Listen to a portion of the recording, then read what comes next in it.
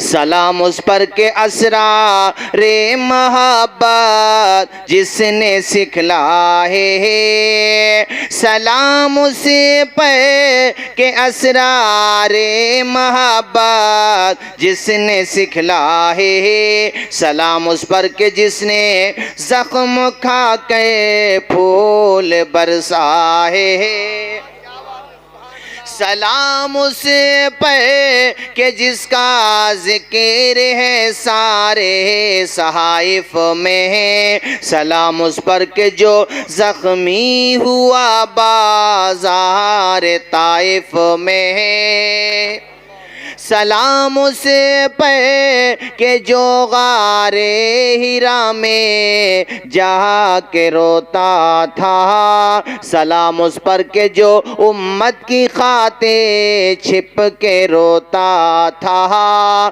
اللہ اللہ، وہ پریشانیوں کا دور تھا، کتنی کٹھنائیوں کا دور تھا۔ مردوں میں بڑوں میں سب سے پہلے ابو بکر صدیق کلمہ پڑھ رہے ہیں، بچوں میں حضرت مولا علی شیر خدا، عورتوں میں حضرت خدیجہ الکبریٰ، غلاموں میں حضرت زید بن حارثہ۔ یہ قافلہ بڑھتا چلا جا رہا ہے، دھیرے دھیرے اسلام پروان چڑھتا چلا جا رہا ہے، گھر گھر میں میرے نبی کا کلمہ پھیلتا چلا جا رہا ہے۔ یہ ہماری مائیں بہنیں بیٹھی ہیں، ان کو بتاؤں ان کی قربانی بھی کم نہیں ہے عورتوں کی۔ ایک خاتون ہے جن کا نام ہے سمیہ، زور سے بولو کیا نام بتا رہا ہوں میں آپ کو، آواز آئے اور زور سے بولو کیا نام ہے؟ سمیہ۔ سمیہ قربانی دیکھو ان کی، حضرت سمیہ کی ابو جہل کے سامنے۔ کس کے سامنے؟ وہاں کسی کے بھی سامنے نہیں پڑھ سکتے تھے مگر انہوں نے ابو جہل کے سامنے پڑھا، جو کہ ان کا سرغنہ تھا، انڈر ورلڈ کا ڈون تھا، سب سے بڑا آتنکوادی تھا، سب سے بڑا ٹیررسٹ تھا، انسانیت کا سب سے بڑا دشمن۔ اس کا لقب ابو الحکم تھا مگر حضور نے کہا تو ابو الحکم نہیں ہے، ابو جہل ہے، جہالتوں کا سردار ہے تو۔ اس کے سامنے ایک عورت کھڑے ہو کر کے حضور کی محبت کا قصیدہ پڑھ رہی ہے، پیغام توحید بلند کر رہی ہے۔ ابو جہل کو اس بات میں بڑی انسٹ لگی اور اس نے کہا سمیہ دیکھ تو جانتی نہیں ہے مجھے، یا تو اپنے جملے واپس لے لے ورنہ تیری زندگی کا چراغ گل ہو جائے گا۔ اندر گیا، نیزہ لے کر کے آیا، ہاتھ میں نیزہ ہے اور سامنے سمیہ کھڑی ہے، اس کے پاس ہتھیار کی طاقت ہے، سمیہ کے پاس قوت پروردگار کی۔ ایک طرف ایمان ہے اور ایک طرف دنیا کا سامان ہے، ایک طرف بھروسہ دولت پر ہے اور ایک طرف بھروسہ مصطفیٰ کی محبت پر ہے۔ یہ کوئی معمولی بات نہیں ہے۔ ہم تو آج جلسوں میں بیان کرتے ہیں، لوگ بلاتے بھی ہیں ماشاءاللہ، سفر خرچ بھی دیتے ہیں، نظر و نیاز بھی دیتے ہیں، محبتوں سے بھی نوازتے ہیں، کھانا بھی کھلاتے ہیں، مگر پھر بھی ہم حق ادا نہیں کر پا رہے۔ ان سے پوچھو ایمان کی قدر، اسلام کی قدر، حضور کی محبت کی قدر، کہ اکیلی عورت کھڑی ہیں سامنے تنے تنہا، یہ کوئی معمولی بات نہیں ہے۔ بیان کرو تو رونگٹے کھڑے ہوتے ہیں، انہوں نے تو کر کے دکھایا ہے، ذرا سوچو اندازہ کرو۔ ابو جہل نے نیزہ تان لیا، ایسے اٹھا لیا نیزہ، کہا سمیہ دیکھ کہتا ہوں محمد عربی کا دامن چھوڑ دے، اپنے دین کی طرف واپس آ جا، اور سن اگر تو میری بات نہیں مانے گی تو میں تیری جان لے لوں گا۔ اتنا کہنا تھا ابو جہل کا، حضرت سمیہ کی رگوں میں حرارت ایمانی کا لہو دوڑنے لگا، آپ جلال میں آ گئیں اور تماچا اٹھانے لگی ابو جہل کی طرف، کہا ظالم تو میری جان ہی تو لے سکتا ہے، اس سے زیادہ کیا کر سکتا ہے؟ ارے مرنا تو ویسے بھی ہے۔ سن ابو جہل کان کے پردے کھول کر، عطا کردہ خدا کا رتبہ ذیشان مت لینا، ہماری جان لے لینا مگر ایمان مت لینا۔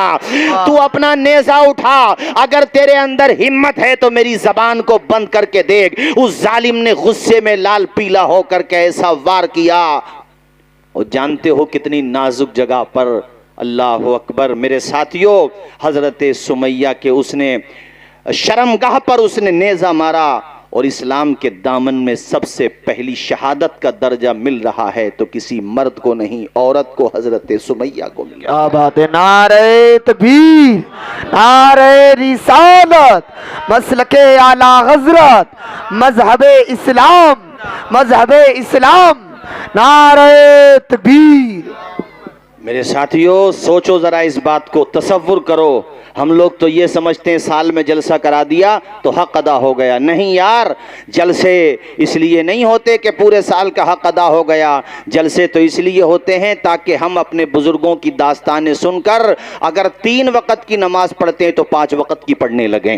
اگر ہم صرف جمعے کی پڑھتے ہیں تو روزانہ آ کر کے پیشانی جھکائیں. برا مت ماننا میری بات کا، اگر جلسہ ہونے کے بعد بھی ہماری نمازیوں کی وہی تعداد رہی، ہمارے وہاں ماں باپ کی جس طرح نافرمانی ہوتی ہے اسی طرح ہوتی رہی، بڑوں کا ادب نہیں ہوا، تو پھر بتاؤ جلسہ کرانے کا کیا فائدہ ہوا؟ مجھے بتاؤ. بات تو تب ہے کہ مجھے عزیزم شاداب رضا، قاری نیاز رضا، ہمارے بڑے بھائی محترم مولانا عارف صاحب یہ بتائیں کہ حضرت جلسے کا اثر تو ہوا ہے، لوگوں کے ماشاءاللہ چہروں پہ داڑھی کا نور آیا ہے اور پیشانی میں سجدوں کا سرور آیا ہے، اور مسجدوں میں جا کر کے دیکھو تو سروں کی بہاریں آ گئی ہیں.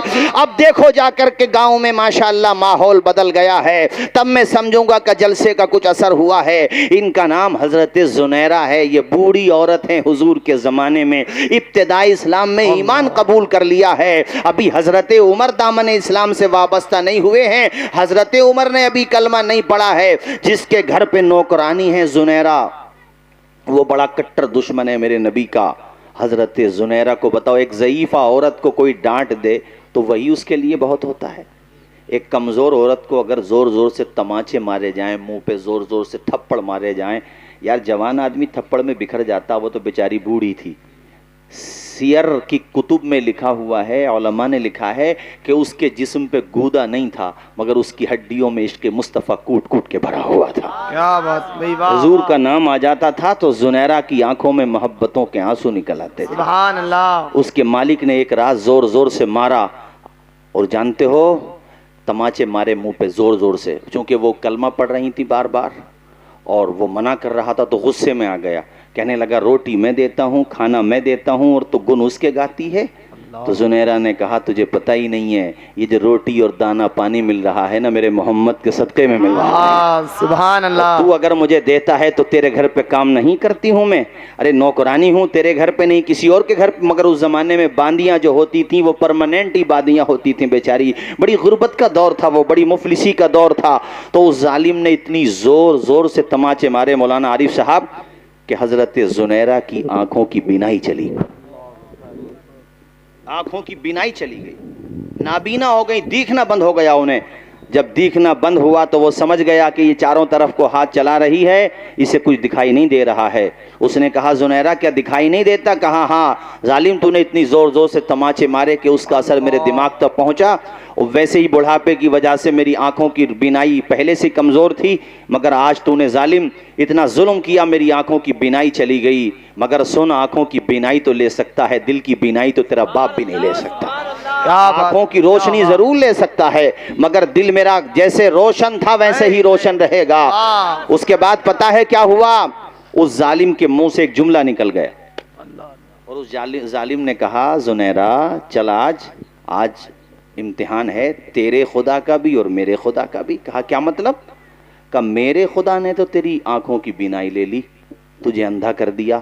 اب اگر تیرے خدا میں طاقت ہے معاذ اللہ، اس نے کہا تو اپنے خدا سے مانگ لے بینائی. تو کہتی ہے تیرے خدا نے سب کچھ بنایا ہے، سنسار کو بنایا ہے. یہ جملے کہہ کر کے وہ باہر چلا گیا.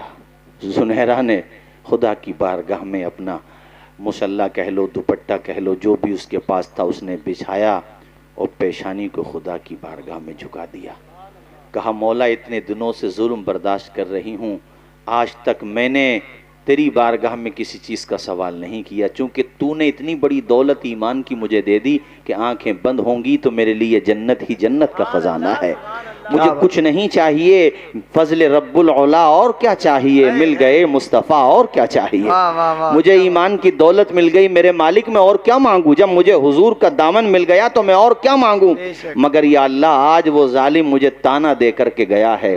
اس نے تیری توحید کو للکارا ہے، تیری کبریائی کو للکارا ہے، تیرے خالق ہونے کو للکارا ہے، تیرے مالک ہونے کو للکارا ہے. وہ تیرے محبوب کو تانا دے کر کے گیا ہے. میرے مالک میری دعا یہ ہے پروردگار تو میری بینائی لٹا دے تاکہ میں اس کو دکھا سکوں. دیکھ تیرے تھپڑ نے اگر میری بینائی واپس لے لی تھی تو میرے خدا میں یہ طاقت ہے کہ اس نے میری بینائی مجھے دے دی ہے۔ واہ سبحان بات اللہ، بھائی، واہ واہ، ذرا زور سے سبحان بولو سبحان اللہ۔ حضرت زنیرہ کی جو دعا تھی نا، مصلی آنسوؤں سے بھیگ گیا ہے، یعنی جہاں پہ سجدہ کرتے ہیں وہ جگہ، اور خدا کی شان دیکھو۔ علامہ پیر کرم شاہ زری نے ضیاء النبی میں لکھا ہے کہ سپید سحر نمودار بھی نہ ہوئی تھی، انہوں نے جب آنکھیں کھول کر کے دیکھا تو اندھیرا نظر نہیں آ رہا تھا، اجالا نظر آ رہا تھا۔ واہ سبحان اندھیرا دور کرنے کو اجالا کون دیتا ہے؟ امیدیں ٹوٹ جائیں تو سہارا کون دیتا ہے؟ شکم کی آگ جب بڑھ کر کلیجہ چھلنی کرتی ہے، بجھا کر تشنگی منہ میں نوالا کون دیتا ہے؟ وہ جو پتھر میں بھی کیڑوں کو غذا دیتا ہے، وہ خدا ہے جو ہم سب کا کام بنا دیتا ہے۔ واہ واہ، نعرہ